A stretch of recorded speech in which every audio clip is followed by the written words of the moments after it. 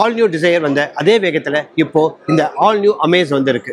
சரி, இது அறிமுகமாகி ஏறக்குறைய 10 வருடங்களுக்கு மேலே ஆயிடுச்சு. முதல் 2017ஆம் ஆண்டு வந்தது. 2018ஆம் ஆண்டு 2ஆம் தலைமுறை, இப்பொழுது 3ஆம் தலைமுறை அமேஸ் வந்திருக்கு. சரி, இந்த சப் 4 மீட்டர் 4 மீட்டருக்கு உட்பட்ட இந்த அமேஸ் என்னென்ன விஷயங்கள் எல்லாம் வாடிக்கையாளர்களை கவரும்ன்றதான் நம்ம பார்க்க போகிறோம். ஏற்கனவே வந்த எலிவேட் சிட்டி, இது ரெண்டோடைய விஷயங்கள் நல்ல நல்ல விஷயங்கள்லாம் எடுத்து இதில் சேர்த்துருக்கிறத நம்ம இங்கே பார்க்க முடியுது. முதல்ல கண்கள்லேருந்தே ஆரம்பிக்கலாம். அதாவது முகப்பு விளக்குகள்.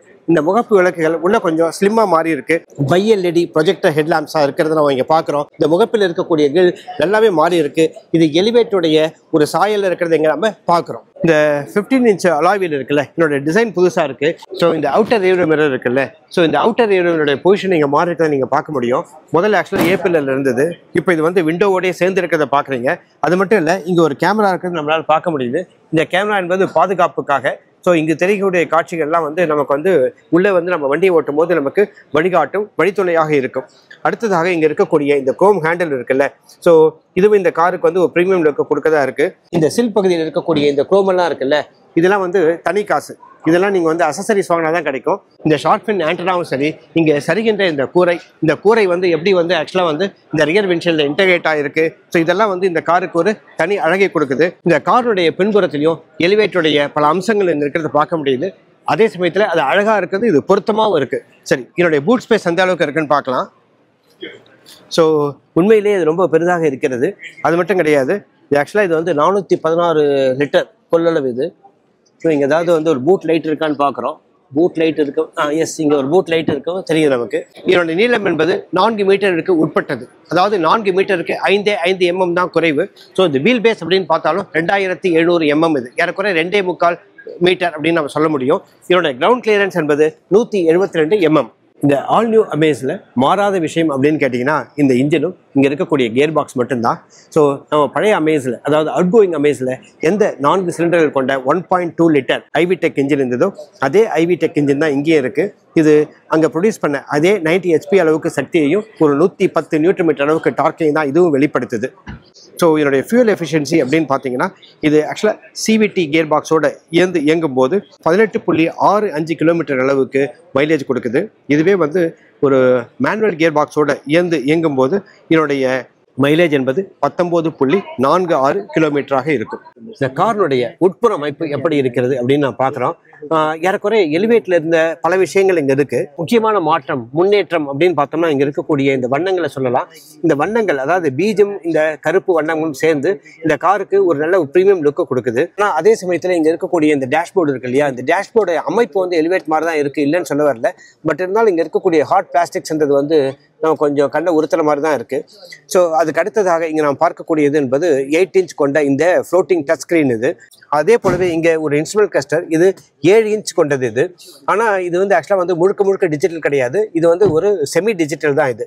அடுத்ததாக இந்த ஃப்ளாட் பாட்டம் ஸ்டேரிங் வீல் நாம் பார்க்குறோம். இது வந்து எல்லாமே வந்து ஸ்டேரிங் வீல் மவுண்டட் கண்ட்ரோல்ஸ்ன்னு சொல்கிறோம்ல, அது மாதிரி பல கண்ட்ரோல்கள் இங்கே இருக்கிறத நாம் இங்கே பார்க்க முடிகிறது. ஸோ இந்த இடத்துல வந்து ஒரு ஒயர்லெஸ் சார்ஜர் இருக்கிறத பார்க்க முடியுது. அதே போலவே இங்கே பவர் அவுட்லெட் கொடுத்துருக்காங்க. ஸோ இந்த ஃபோன் சார்ஜருக்கு, யூஎஸ்பிக்கு இது மாதிரி போர்ட்ஸ் எல்லாம் இங்கே இருக்கிறத நம்ம பார்க்க முடியுது. ஸோ இதெல்லாம் வந்து இந்த பொருட்களை வைப்பதற்கும் இங்கே இடங்கள் ரொம்ப தாராளமாக இருக்குது. இங்கே இருக்கக்கூடிய 4 கதவுகள்லையுமே வந்து பாட்டில் ஹோல்டர் கொடுத்துருக்காங்க.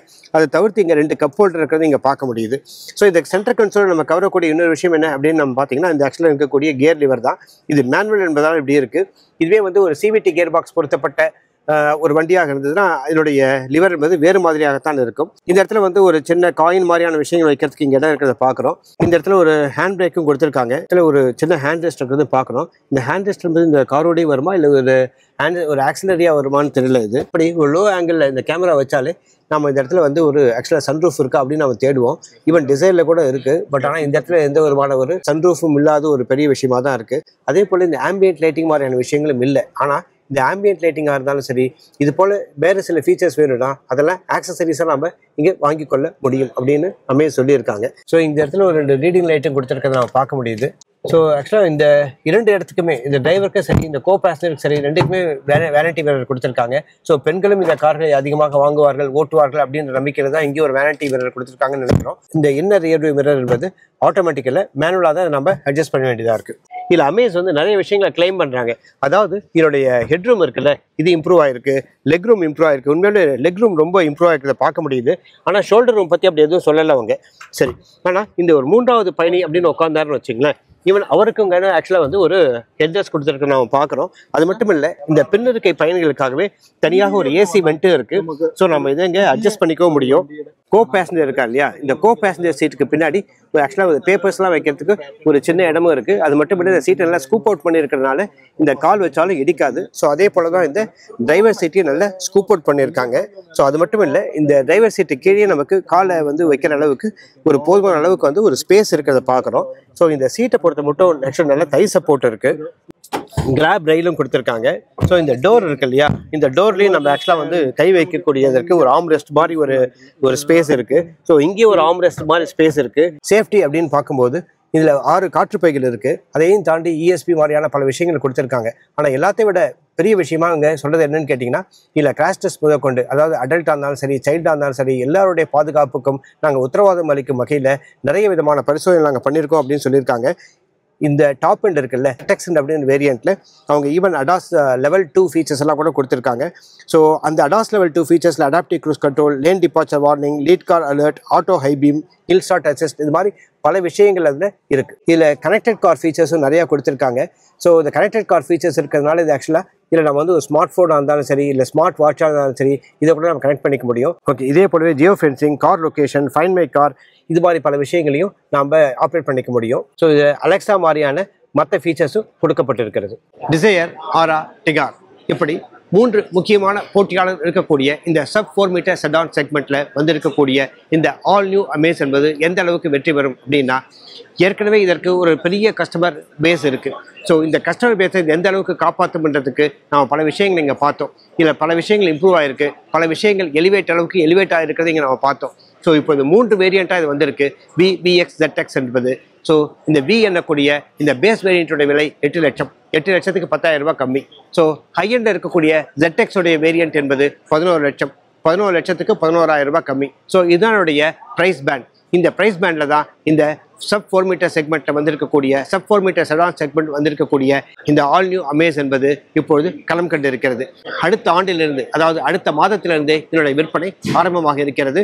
புதிய ஆண்டில் இந்த புதிய களத்தில் மீண்டும் ஒரு புதிய போட்டி ஆரம்பமாக இருக்கிறது. நன்றி, வணக்கம்.